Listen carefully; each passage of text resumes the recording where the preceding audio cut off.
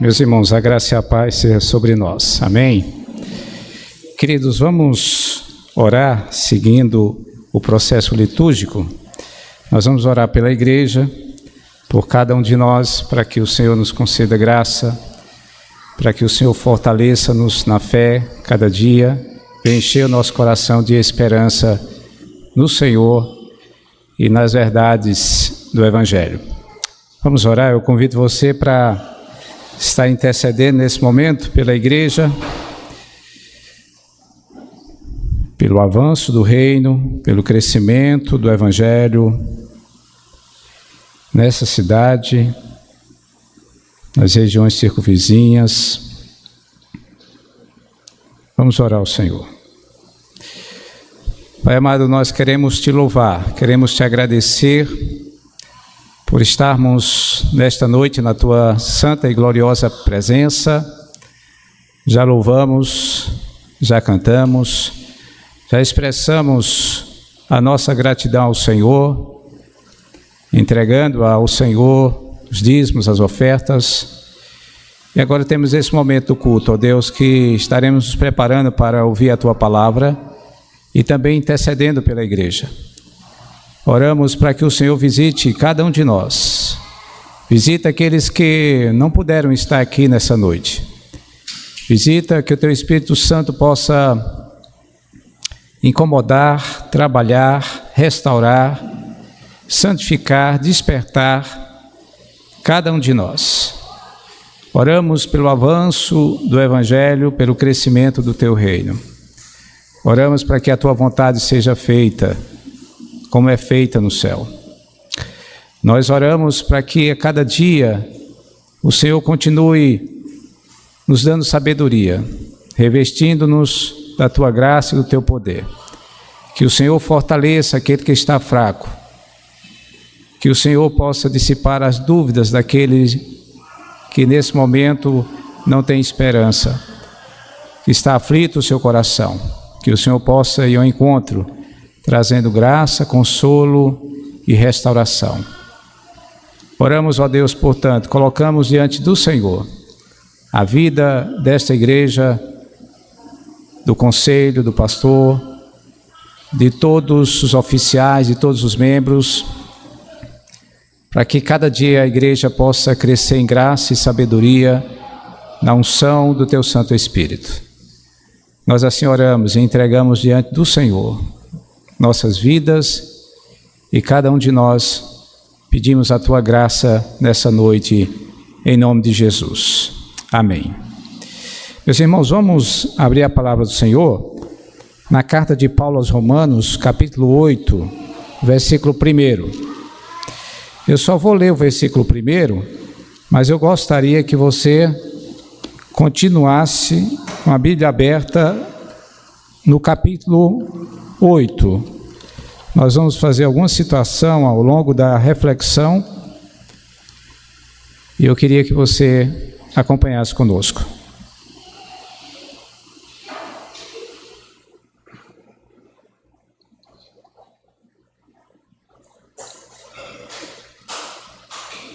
Romanos capítulo 8, apenas o versículo 1. Os irmãos acharam? Todo mundo está com a Bíblia aberta e o seu coração aberto também? Então vamos ler esse texto. Agora, pois, já nenhuma condenação há para os que estão em Cristo Jesus. Agora, pois, já nenhuma condenação há para os que estão em Cristo Jesus. Vamos orar novamente agora para o Senhor iluminar nossa mente e abrir o nosso coração para o entendimento da sua palavra.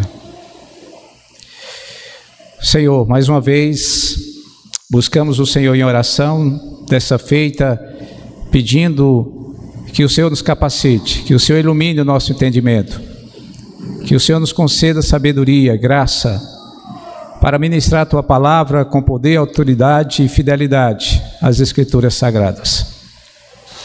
Oramos para que o Espírito Santo de Deus aplique as tuas verdades gloriosas em nosso coração nessa noite, para o louvor da tua glória e para a edificação da tua igreja, em nome de Jesus. Amém.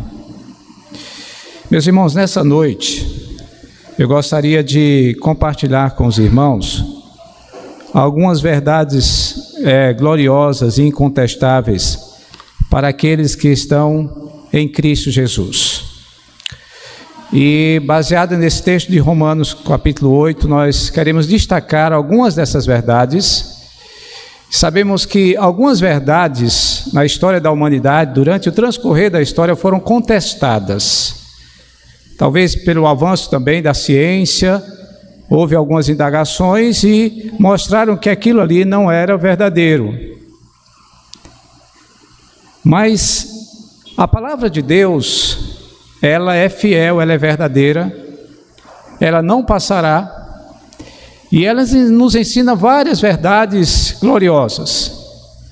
Mas eu gostaria, diante desse texto aqui, meditar em algumas dessas verdades que eu creio que são fundamentais e são essenciais para pacificar o nosso coração, para encher o nosso coração de esperança no Senhor, para nos fortalecer na caminhada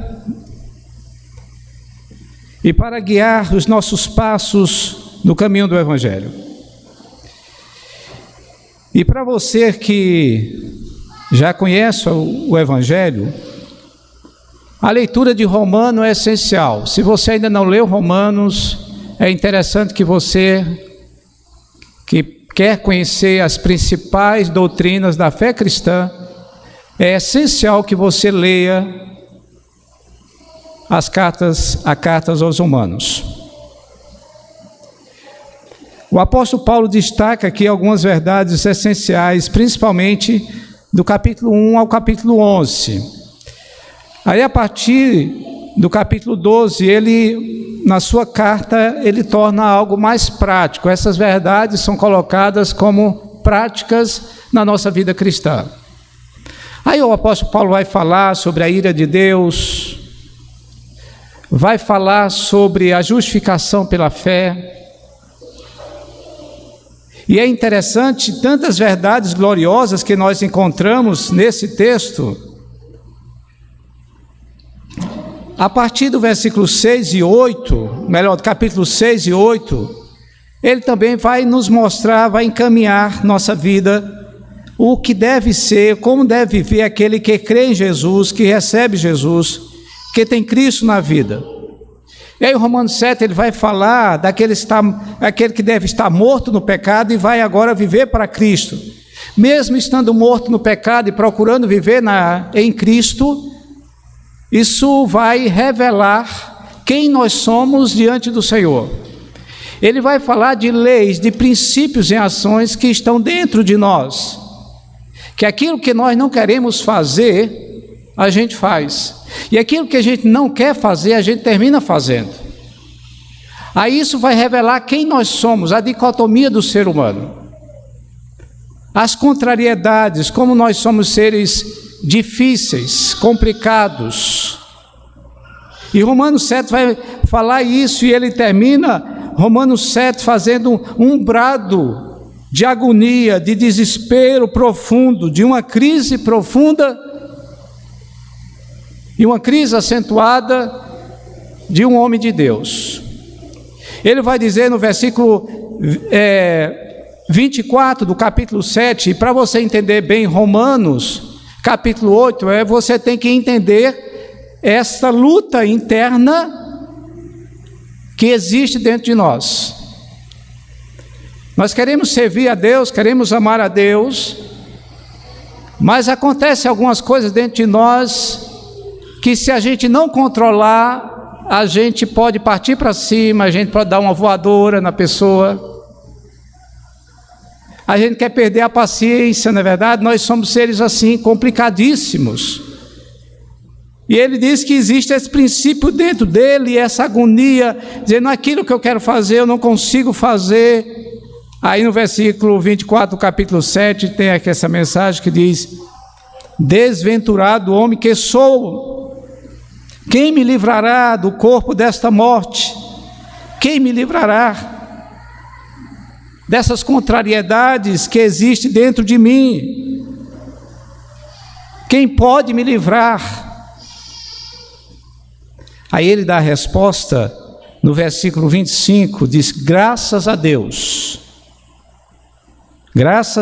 apesar de nós, apesar do que nós somos, graças a Deus por Jesus Cristo nosso Senhor, de maneira que eu de mim mesmo, com a mente, sou escravo da lei de Deus, mas segundo a carne, da lei do pecado. Aí agora ele diz: agora pois, diante dessa verdade, diante disso, agora pois, portanto, já nenhuma condenação há para os que estão em Cristo Jesus. Olha, se você que conhece o Evangelho, é iluminado pela palavra de Deus, quando o Senhor lança luz sobre o seu coração, você conhece também as suas crises. Não há como. Você que foi transformado pela graça de Deus, conheceu o Evangelho, está andando em Cristo, não enfrentar essas crises internas dentro de você. E se a gente não tratar isso, isso traz muitas dificuldades, tanto espirituais como dificuldades psicológicas. Se você não entender, se você não trabalhar isso em seu coração de acordo com a palavra de Deus. Se você for sincero, quando a luz de Cristo brilha em seu coração, você vai ver que dentro do seu interior, no mais íntimo da sua alma, existem contradições, complicações, algo obscuro, perverso, mau, e que precisa da graça de Deus. E só Jesus, para restaurar, para transformar, para nos libertar dessas coisas. Por isso que ele, diante disso, começa a destacar algumas dessas verdades gloriosas para aqueles que estão em Cristo Jesus. Agora, pois, portanto, diante disso, que ele relata no capítulo do pecado que habita dentro dele, que o mal pior que existe dentro dele é o pecado. Esse é o mal terrível, não é o diabo que está lá fora, não é aqueles principados e potestades que estão nas regiões celestiais, não. A pior coisa que existe entre nós, o mal que habita entre nós, é essa natureza perversa, fruto dessa ação do pecado em nós. E aí ele, para pacificar a alma, para trazer paz para a sua alma, ele entende essas verdades espirituais gloriosas. E eu queria destacar rapidamente aqui para os irmãos. A primeira verdade que eu queria destacar nesse texto está exatamente no versículo 1. Não há nada que possa condenar aqueles que de fato estão em Cristo Jesus. Não há nada que possa condenar aqueles realmente que estão em Cristo Jesus. Primeiro a gente precisa entender, Paulo diz, olha, diante de tudo isso, diante do que eu sou, diante das minhas contrariedades, complexidades, não há nenhuma condenação para mim, porque eu estou em Cristo. Eu estou em Cristo, eu pertenço a Ele, eu creio nele, eu descanso nele, eu vivo com Ele, eu ando com Ele, eu tenho comunhão com Ele. Ele não está dizendo aqui que não há condenação para aquele que está na igreja, ou para aquele que é membro de tal igreja, ou aquele que participa de determinada denominação. Ele diz que não há condenação para aquele que está em Cristo. As ovelhas do Senhor são aqueles que creem no Senhor, que confiam no Senhor. A gente entende a importância da igreja como lugar de adoração, para a gente aprender o Evangelho, mas fundamental é que você esteja em Cristo, esteja unido a Ele, creia nele, de verdade. Não é a objetividade do local em si. E Paulo vai defender essa luta constante, principalmente com aqueles que queriam viver um tipo de religiosidade pela lei, aqueles que queriam ver baseado em regra de moralidade, moralismo, de legalismo, de ritualismo, e ele vai dizer que isso não tem poder nenhum, isso não traz salvação, isso não traz esperança. Somente aqueles que estão em Cristo, aqueles que são unidos no Senhor, aqueles que vivem com o Senhor, aqueles que de fato receberam Jesus, que creem nele de todo o seu coração. Isso é que é essencial. É isso que vai pacificar a tua alma. É isso que vai dar garantia de esperança no teu coração. Não há condenação para aqueles que estão em Cristo. É claro que alguns que estão em Cristo estão na igreja física.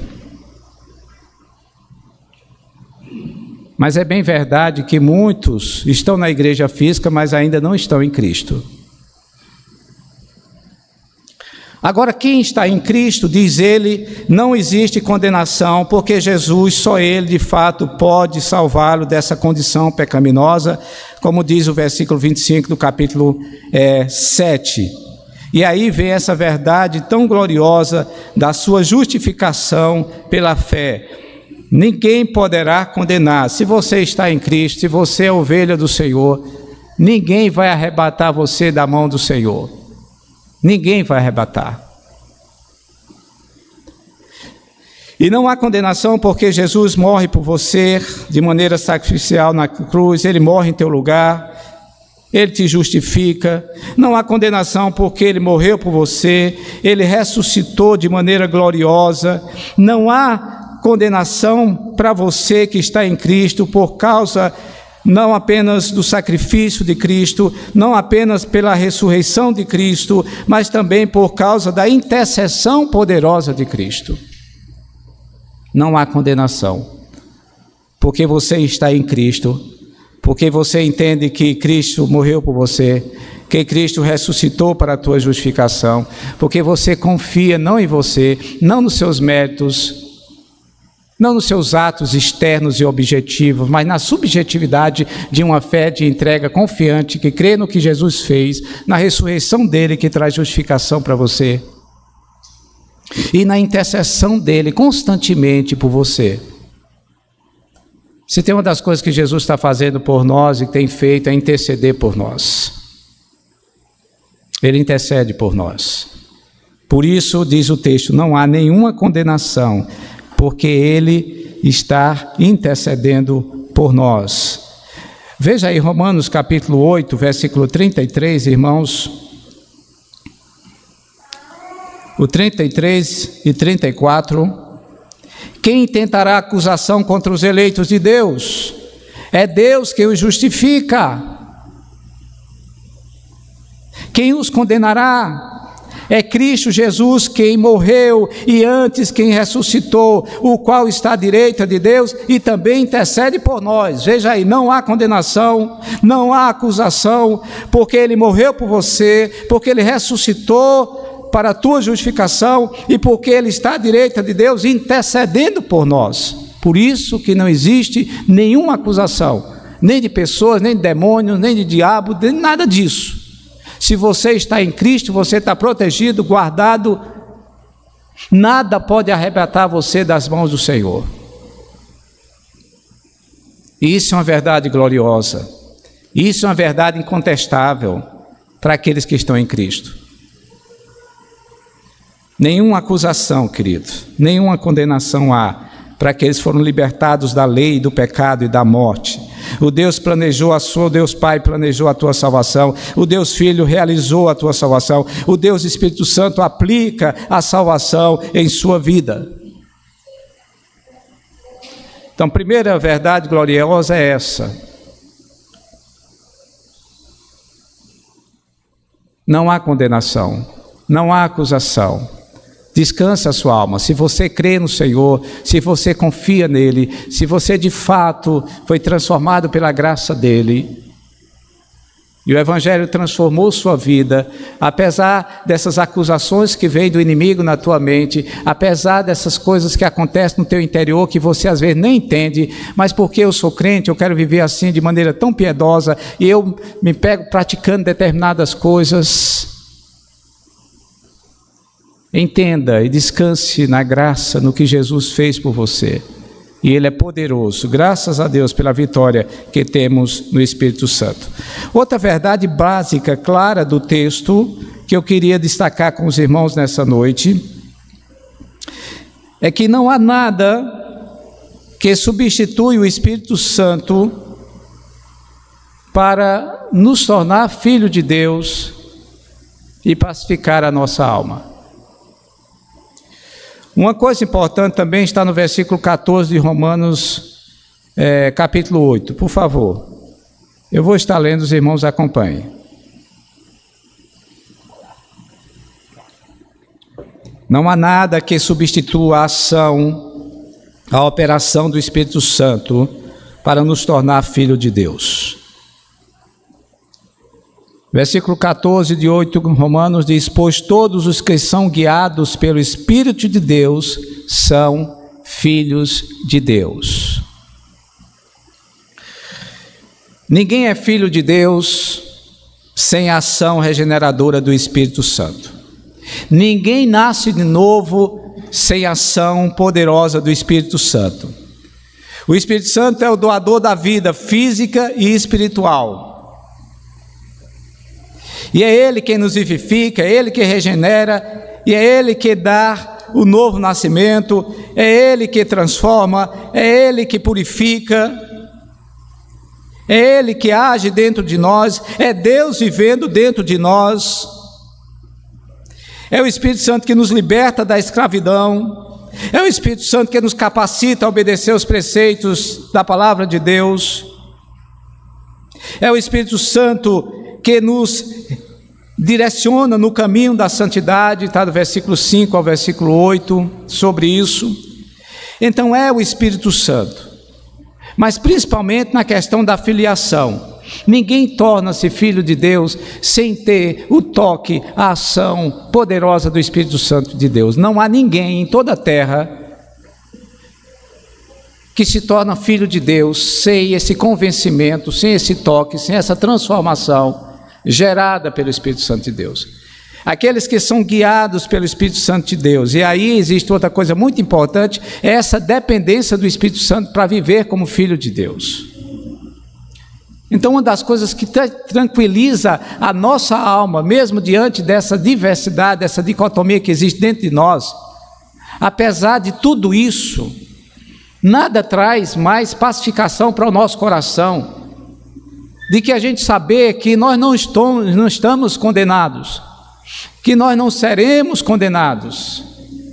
E segunda coisa é você entender que o Espírito Santo habita e que você é filho de Deus, e Ele é que faz esse processo de transformação, de nos transformar dia a dia, em glória, à imagem do Senhor.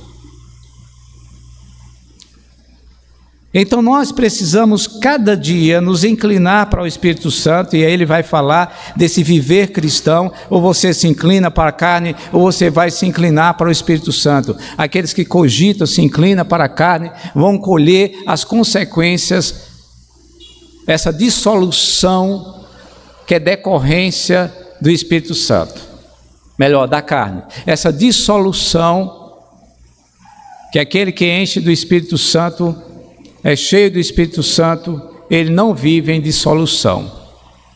E é interessante essa palavra, né? É como se o nosso ser fosse dissolvido, fosse diluído o nosso ser, o nosso caráter, quando a gente anda na carne.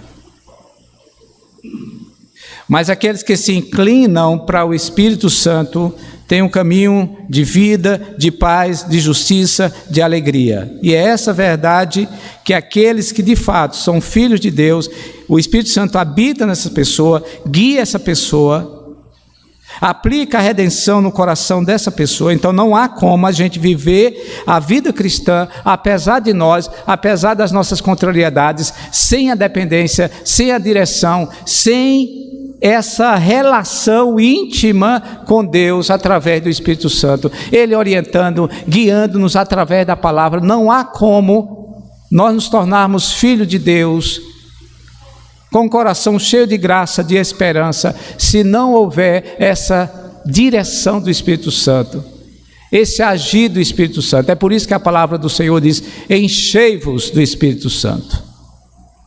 Enchei-vos. É uma ordem. O Espírito Santo não é uma opção, é uma busca constante. É você estar se colocando diante do Senhor para que Ele venha te encher, porque o Espírito Santo está mais interessado em nos encher do que a gente ser cheio dele. E a gente se coloca diante dele, ele vai nos guiar como filhos, ele vai nos edificar, ele vai orientar, ele vai nos guiar em toda a verdade, ele vai nos convencer da verdade, da justiça de Deus. Os filhos de Deus são regenerados pelo Espírito Santo, os filhos de Deus são orientados pelo Espírito Santo. E os filhos de Deus recebem a garantia da adoção pelo Espírito Santo.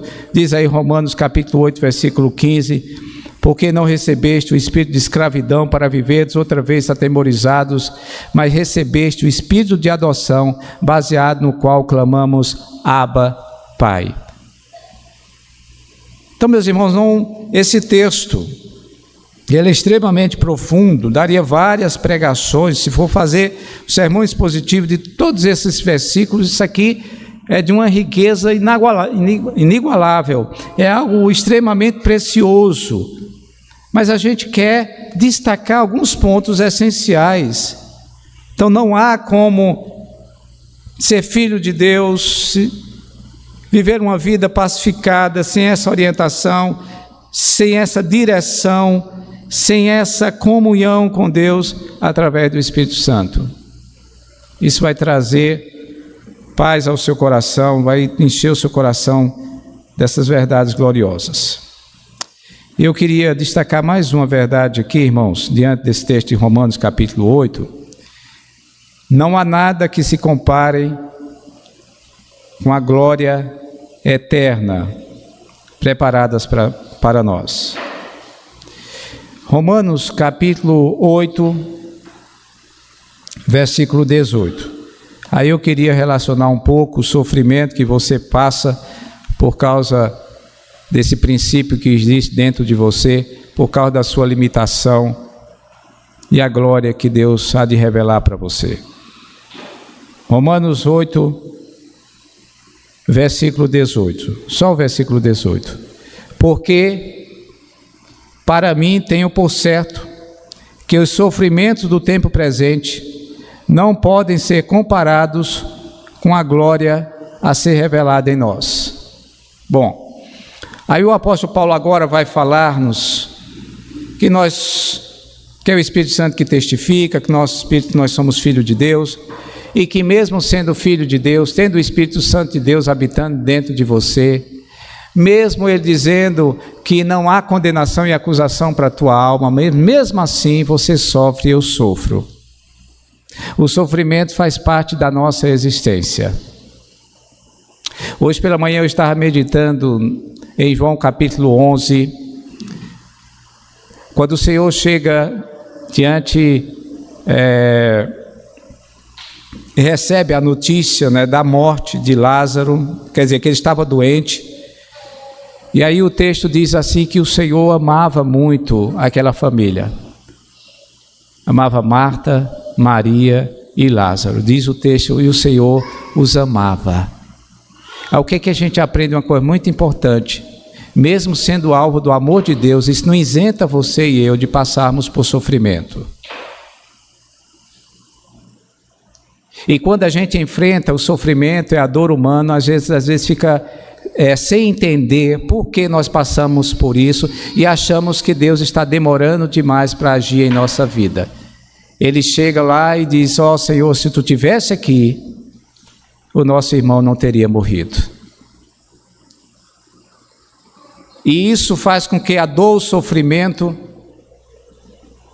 mexa em nosso coração, e às vezes a gente pensa que Deus está demorando demais para trazer uma solução para aquilo. E aí o texto vai mostrar que, mesmo que você sofra, por causa do corpo da morte, desse corpo que cada dia com o transcorrer do tempo vai se degradando, vai perdendo as suas forças, vem a doença, vem a enfermidade e por fim a morte. Mesmo diante disso, tudo que você passa aqui, os sofrimentos, não se compara à glória que há de vir, que Deus tem preparado para aqueles que estão em Cristo. Por isso que não há nada que se compare com a glória eterna. O sofrimento com Cristo precede a glória com Cristo. Bote isso no seu coração. O sofrimento com Cristo precede a glória com Cristo. Nós passamos pelos vales escuros, nós passamos por caminhos cheios de espinhos, o sofrimento, a dor, como disse alguém, é o prelúdio da glória. Primeiro o sofrimento, depois a glória. Primeiro a cruz, depois a ressurreição. E aí o apóstolo Paulo vai falar do sofrimento que existe, que acontece não apenas em nós, mas na própria criação, em decorrência do pecado que geme, que se angustia até agora. E nós gememos também. A criação geme, nós gememos de dor. Nós gememos pelo sofrimento. O coração geme, a alma geme, o corpo geme diante de tudo isso. Mas ele vai dizer, porque para mim eu tenho por certo, é uma certeza absoluta, que o sofrimento que você tem passado agora no presente não se compara ao que Deus tem reservado para você na glória eterna. Nada se compara, é incomparável. Isso é uma verdade incontestável e gloriosa que pacifica nossa alma na hora da dor humana, na hora da dor, do sofrimento, da angústia. É você saber que tudo isso você tem passado aqui, na limitação da sua carne, como corpo humano, não se compara ao que Deus está preparando para você na glória eterna. Amém, queridos? E isso é uma verdade gloriosa que deve pacificar a nossa alma, trazer quietude ao nosso coração. Isso é uma verdade que a gente precisa lembrar constantemente. O sofrimento é o prelúdio da glória. Outra coisa, o sofrimento com Cristo precede a glória com Cristo. Os sofrimentos com Cristo são incomparáveis à glória também com Cristo. Como nós já falamos, é incomparável, e que o nosso caminho, queridos, não é de fato aquele túmulo gelado e frio lá no cemitério. Nós caminhamos em meio à dor, sofrimento, angústia, mas aqueles que estão em Cristo estão caminhando para a glória do Senhor. E eu queria que você abrisse lá em 1 Pedro, rapidinho. Esse texto também é muito confortante e traz esperança à nossa alma. 1 Pedro capítulo 1. Eu queria ler a partir do versículo 3, rapidamente. Eu queria que você prestasse muita atenção, que esse texto aqui é maravilhoso, que mostra que você, filho de Deus, você que está em Cristo, você que tem o Espírito Santo de Deus, você nasceu para a glória eterna. Você é protegido por Deus para habitar nessa glória eterna. Você é preparado por Ele. E o versículo 3 do capítulo 1 de 1 Pedro diz isso. E eu queria ler até o versículo 7, mas escute com muita atenção, que isso traz esperança para a nossa alma na dor, no sofrimento. Diz assim: bendito Deus e Pai de nosso Senhor Jesus Cristo, que segundo a sua muita misericórdia, nos regenerou para uma viva esperança, mediante a ressurreição de Jesus Cristo dentre os mortos, nos redimiu para a glória, para uma herança incorruptível, sem mácula, imacessível, reservada na glória, nos céus, para vós outros. Vós que sois guardados pelo poder de Deus, você é guardado, é protegido para a glória, mediante a fé, para a salvação preparada para nos revelar no último tempo. Nisso exultai, nessa verdade gloriosa de que você é protegido, guardado, nascido para a glória eterna. Se alegre nisso, embora no presente, por breve tempo, se necessário, sejais contristados por várias provações, para que, uma vez confirmado o valor da vossa fé, está sendo testada a sua fé, muito mais preciosa do que o ouro perecível, mesmo apurado por fogo, redunde em louvor e glória e honra na revelação de Jesus Cristo. Eu queria ler até o 9. A quem não havendo visto a mais, o qual não vendo agora, mas crendo, exultai com alegria indizível e cheia de glória, obtendo o fim da vossa fé, a salvação da vossa alma. Amém. Então esse texto nos diz claramente que apesar do sofrimento, você é guardado pelo Senhor, protegido, você nasceu para a glória, você é protegido para a glória, você é preparado pelo Senhor através do sofrimento, das provações para a glória eterna. Entenda bem isso. E meus irmãos, como isso aquieta o nosso coração, como isso traz esperança para a nossa vida, como isso pacifica a nossa mente, a nossa alma. Por isso, pensai nas coisas lá do alto, buscai as coisas lá do alto. Que verdade incontestável, que verdade gloriosa para aquele que crê, para aquele que está em Cristo. Nada se compara com a glória eterna, e que você foi destinado para essa glória, escolhido para estar em Cristo e viver com Cristo, e você precisa descansar nessa verdade incontestável para viver em paz. Nesse mundo cheio de dor, de amargura, de tristeza, de sofrimento que a gente encontra no dia a dia, tanta gente sofrendo, angustiada, sem esperança, e você tem essas verdades gloriosas porque você está em Cristo. Que você deve viver isso. E por último, irmãos, fugindo um pouco da questão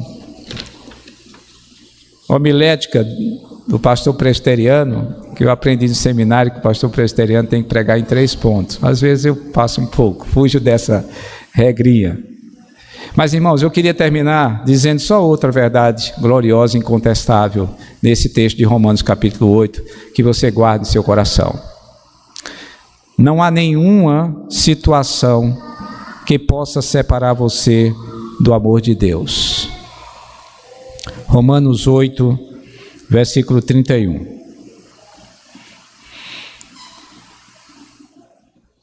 31 e 32. Que diremos, pois, à vista dessas coisas? Se Deus é por nós, quem será contra nós? Aquele que não poupou o seu próprio filho, antes por todos nós o entregou, porventura não nos dará graciosamente com ele todas as coisas? E agora o versículo 35, que diz: quem nos separará do amor de Cristo? Será a tribulação, ou angústia, ou perseguição, ou fome, ou nudez, ou perigo, ou espada? Como está escrito: por amor de ti somos entregues à morte o dia todo. Fomos considerados como ovelhas para o matador. Em todas essas coisas, porém, somos mais do que vencedores por meio daquele que nos amou. Porque eu estou bem certo de que nem a morte, nem a vida, nem os anjos, nem os principados, nem as coisas do presente, nem do porvir, nem os poderes, nem a altura, nem a profundidade, nem qualquer outra criatura poderá separar-nos do amor de Deus que está em Cristo Jesus, o nosso Senhor. Amém.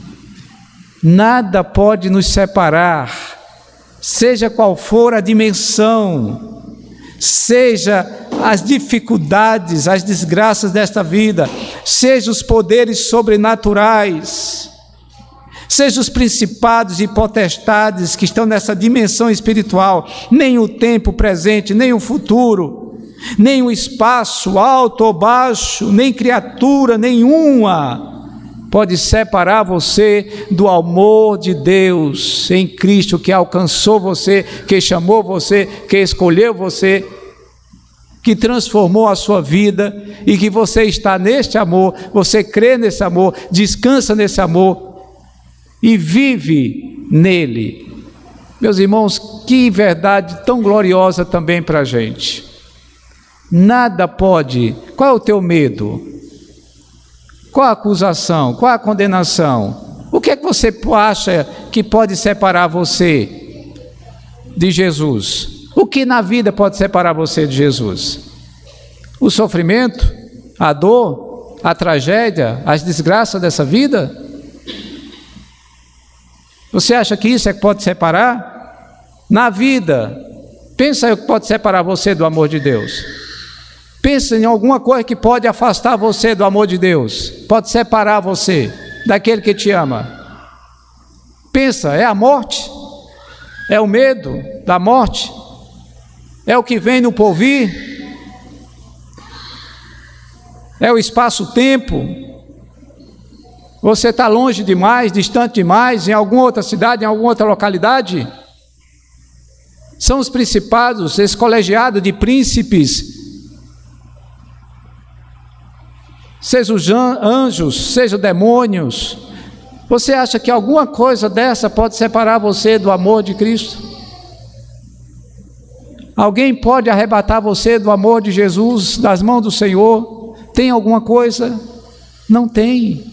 Sossega a tua alma, descansa o teu coração. Que verdade também confortante para nós, que enche o nosso coração de esperança e pacifica e tranquiliza a nossa alma, saber que não há situação nenhuma, em qualquer lugar, em qualquer dimensão, que possa separar você do amor de Deus em Cristo Jesus. Deus ama você. E esse amor, ele é incontestável. Esse amor é perseverante. Esse é um amor sacrificial. Deus em Cristo ama você. E como isso traz tranquilidade ao nosso coração, saber que somos amados e que nada pode afastar você desse amor. Que coisa gloriosa. Paulo tinha essa consciência, por isso que ele diz: eu estou preparado para qualquer coisa, nessa vida e após essa vida. Porque é um Deus que me ama, que me escolheu, me chamou, e que não há nenhuma condenação, que não há nada que venha separar, e que eu sou filho de Deus, e que o Espírito Santo habita dentro de mim e transformou minha vida. Apesar de mim, apesar das minhas contrariedades, tem um Deus que me ama. Louvado seja o Senhor. Então eu queria que você guardasse essas verdades no seu coração nessa noite e de maneira prática saísse daqui com essa consciência de que Deus, de fato, essas verdades tão simples, básicas da palavra de Deus, mas que a gente tem que trazer à memória, né? A Bíblia diz: trazer à memória aquilo que pode dar esperança.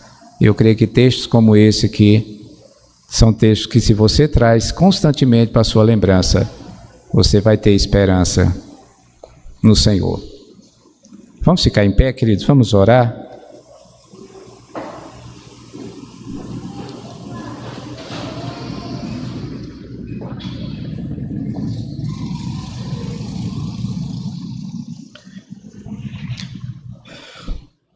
Ó Deus, nós queremos te louvar nessa noite por essas 4 verdades gloriosas, incontestáveis, diante daqueles que estão em Cristo Jesus, diante daqueles que vivem, que pertencem ao Senhor, que andam com o Senhor, que crê no teu Senhor e crê no Evangelho. Ó Deus, que nós venhamos trazer à nossa mente essas verdades tão poderosas, verdades tão confortantes, para a gente enfrentar a nós mesmos, diante dessas complexidades da vida e que acontece dentro do nosso interior, diante desses sofrimentos que vêm diante de nós, fruto desse mundo caído, que nos ajuda a pacificar o nosso coração, entendermos que nós somos teus filhos, guiados pelo Senhor, amados pelo Senhor, escolhidos pelo Senhor, que nós nascemos pela misericórdia do Senhor para a tua glória, para os céus, que nós somos preservados, cuidados, protegidos, preparados para a glória eterna.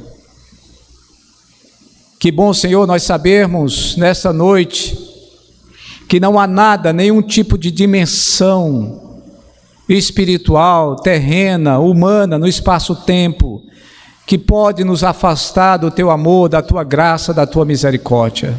Apesar de nós, bendito seja o Senhor, pelo teu amor incondicional, por teu amor constante, pelo teu amor perseverante. Obrigado, ó Deus, porque somos alvo deste amor em Cristo Jesus. E graças a Deus, por Cristo, nós temos essa vitória. Nós te louvamos, ó Deus. Enche o nosso coração de esperança nessa noite. Fortalece a tua igreja cada dia, na tua palavra, no teu evangelho. Oramos assim, em nome de Jesus. Amém e amém. Podeis assentar, queridos.